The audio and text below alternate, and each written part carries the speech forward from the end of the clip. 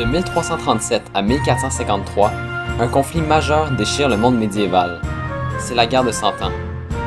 D'un côté, la France, de l'autre, l'Angleterre, les deux royaumes vont s'affronter pendant près de 116 ans. Au cours de cette série, nous aurons l'occasion de résumer ce conflit majeur qui bouleversera l'histoire de l'Occident.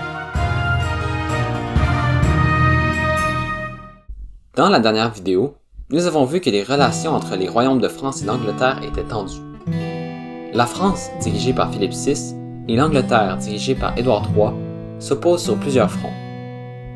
Des disputes territoriales en Guyane, des révoltes en Flandre, un problème de succession, un système féodal en crise, la guerre semble inévitable. Cette guerre se mènera justement autour de l'an 1337. Selon la majorité des sources, ce serait l'évêque de Lincoln qui apporte une lettre à Philippe VI, le roi de France. Cette lettre, qui provient du roi d'Angleterre, est une déclaration de guerre. Mais c'est aussi une occasion pour Édouard III de renier l'hommage qu'il a fait à Philippe VI pour la Guyane, et en même temps une occasion de revendiquer la couronne de France pour lui-même. Et voilà, la guerre de Cent Ans est officiellement commencée. L'une des premières batailles du conflit naissant sera navale. Près des côtes de Flandre, les flottes anglaises et françaises s'affrontent en 1340. C'est la bataille de l'Écluse. Il faut cependant noter que, vu l'absence d'artillerie à cette époque-là, les flottes étaient remplies de chevaliers, d'archers ou d'arbalétriers qui combattaient l'ennemi de la même façon que sur la terre ferme. En bout de ligne, cette victoire sera une victoire pour l'Angleterre, mais les pertes seront lourdes des deux côtés. Les Français y perdent la majorité de leur flotte et beaucoup de combattants, tandis que les Anglais perdront eux aussi beaucoup de soldats. Même Édouard III lui-même sera légèrement blessé. Entre-temps, les Anglais mèneront une stratégie de chevauchée. Cette stratégie est simple. Quelques milliers de soldats débarquent en France pour piller et ravager toutes les villes sur leur trajet, puis repartent en Angleterre avec le butin.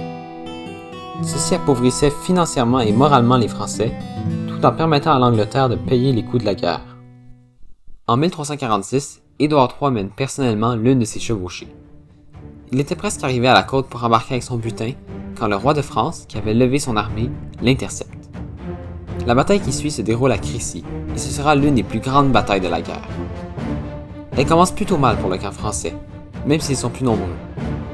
Leurs arbalétriers, qui manipulent une arbalète très lente, se révèlent totalement inefficaces contre le tir soutenu et rapide des puissants archers anglais. Une fois tous les arbalétriers massacrés, c'est la chevalerie française qui chargera de façon désordonnée, mais elle sera attaquée elle aussi par des archers ennemis. Plusieurs courtiers et coupe-jarrets viendront eux aussi les attaquer. Finalement, c'est donc un nombre très restreint de chevaliers français qui parviendra à atteindre les positions anglaises. Les Anglais sont victorieux, et les pertes françaises sont immenses.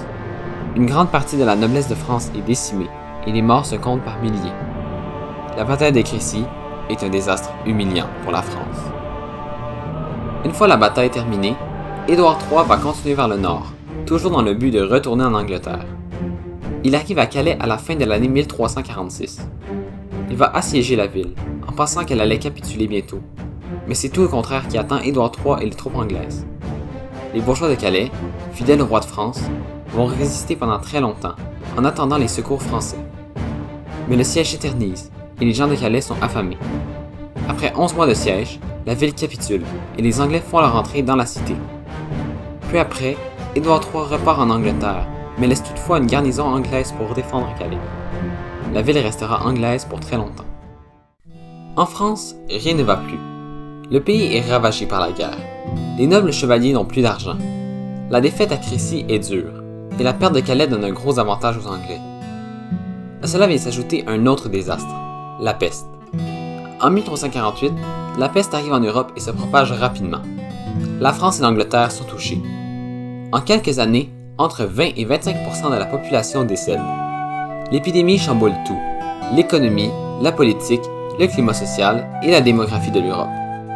La situation exceptionnelle va amener la France et l'Angleterre à prolonger la trêve qui durait depuis la prise de Calais. Un autre événement va aussi ébranler la France en 1350. La mort du roi Philippe VI, qui est remplacé par son fils, Jean II. Le nouveau roi est influençable et impulsif, et il est entouré de mauvais conseillers. Le début de son règne est marqué par des décisions médiocres et beaucoup d'imprévisibilité. Faisons un bond de 6 ans en avant. En 1356, le conflit a repris et la France est à nouveau sous attaque anglaise. Cette fois, c'est le prince d'Angleterre, le fils du roi Édouard III, qui a la tête d'une armée. Un an plus tôt, le jeune homme, qu'on surnomme aussi le prince noir, avait mené avec succès une chevauchée au Languedoc. Cette fois, il recommence mais vers le nord. Alors qu'il passe près de Poitiers, Jean II, le roi de France et son armée rattrapent l'armée anglaise. La bataille commence. Encore une fois, ce sont les Français qui sont plus nombreux. Mais la bataille commence mal pour eux. Alors qu'ils essaient de charger, les arbalétriers français sont abattus par les archers anglais, un peu comme à Crécy. Par la suite, c'est le gros des armées qui s'affrontent et le combat fait rage. Soudain, Jean II donne l'ordre au dauphin, son fils et héritier du royaume, de quitter la bataille pour qu'il ne risque rien. Mais d'autres aussi quitteront la bataille par erreur et laisseront le roi seul avec sa troupe. Les Anglais ont maintenant l'avantage numérique. C'est alors que certains cavaliers anglais vont contourner les Français et les attaquer par derrière. Le roi Jean II est encerclé. Il se bat jusqu'au bout, mais il est finalement fait prisonnier par les Anglais. Au cours de la bataille de Poitiers, la France a perdu son roi. Pendant que Jean II était amené à Londres, c'est le dauphin Charles, qui avait été retiré à temps de la bataille de Poitiers, qui prend le rôle de régent du royaume. Durant la captivité de son père, le roi, c'est lui qui s'occupe de la France. Mais la tâche est difficile. La France vient de subir une autre cuisante défaite. Les coffres de l'État sont vides. Les soldats désœuvrés pillent les campagnes. Paris est en rébellion et les paysans sont en colère. Le défi est de taille pour le jeune dauphin Charles. Il ne faut pas non plus oublier la rançon du roi Jean II, qui s'élève à 4 millions d'écus d'or, qu'il faut payer aux Anglais. Le dauphin commencera par régler le problème de la révolte parisienne. Mais un autre problème s'ajoute. Le roi Jean II, toujours en captivité à Londres, signe avec Édouard III un traité qui donne à l'Angleterre ceci. En France, le gouvernement, scandalisé, rejette le traité et se prépare à entrer à nouveau en guerre contre les Anglais.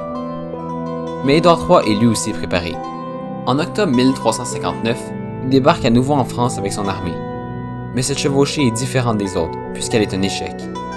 En effet, partout où l'armée anglaise passe, les champs ont été vidés, tous les paysans s'étant réfugiés dans les villes.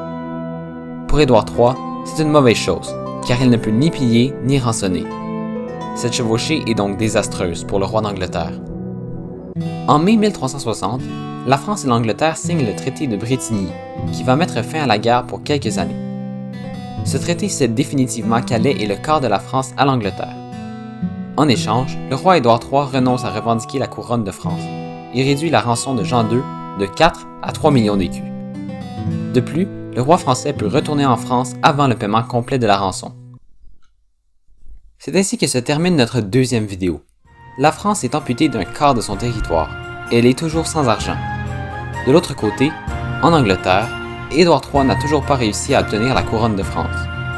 C'est donc peu satisfait que les deux camps finissent la première partie de la guerre.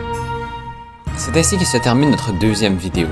S'il vous plaît, il y a un sondage à remplir dans la description. En le complétant, vous m'aideriez beaucoup.